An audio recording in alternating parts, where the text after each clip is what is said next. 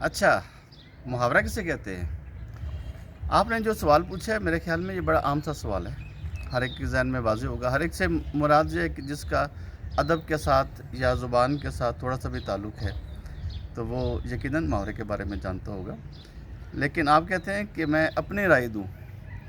بھائی بات یہ ہے کہ یہ جتنے تکنیکی جو موضوعات ہوتے ہیں نا، اس میں انسان اپنی رائے نہیں دے سکتا، کیونکہ بہت ساری باتیں پہلے سے طے شدہ ہوتی ہیں۔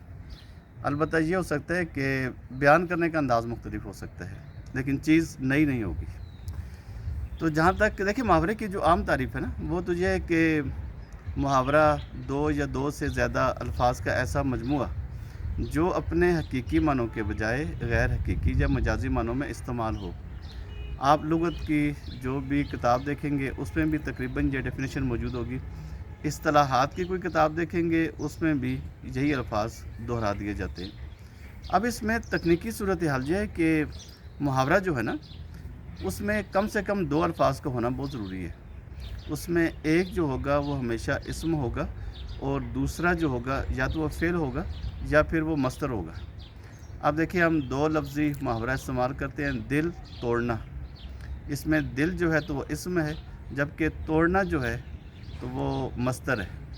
عام طور پر لوگ اس کو فعل کہتے ہیں، حالانکہ فعل جو ہے وہ اس وقت تک مکمل نہیں ہوتا جب تک اس میں کام اور وقت ان دونوں کا ذکر اکٹھا نہ ہو۔ اگر لفظ آئے گا توڑنا، کھانا پینا، سونا، جاگنا، چلنا پھرنا، دوڑنا، تو یہ سارے جو ہے نا یہ افعال نہیں ہیں، یہ مصادر ہیں، مصدر ہیں یہ۔ تو محاورے کے لیے مصدر کا ہونا بھی بہت ضروری ہے اور فعل کا ہونا بھی بہت ضروری ہے، دونوں میں سے کسی ایک کا آنا ضروری ہے اس میں۔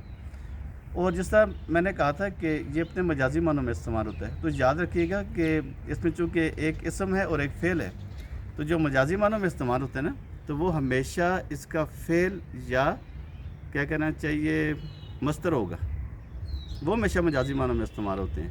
جس طرح میں کہتا ہوں کہ دل توڑنا، دل اپنے حقیقی معنوں میں استعمال ہوئے، توڑنا جو ہے وہ مجازی معنوں میں استعمال ہوئے، کہ ہم دل کو ویسے نہیں توڑتے جس طرح پینسل توڑ دی، جس طرح کوئی لکڑی لے کر توڑ دی، ٹھیک ہے نا، شیشہ توڑ دیا یا کوئی اور چیز توڑ پھوڑ ہم لوگ کرتے رہتے ہیں، تو اس طرح کے معنوں میں یہ استعمال نہیں ہوتا۔ یہ یہاں پر جب بطور فعل کے یا بطور مصدر کے آئے گا تو پھر یہ مجازی معنوں میں استعمال ہوگا۔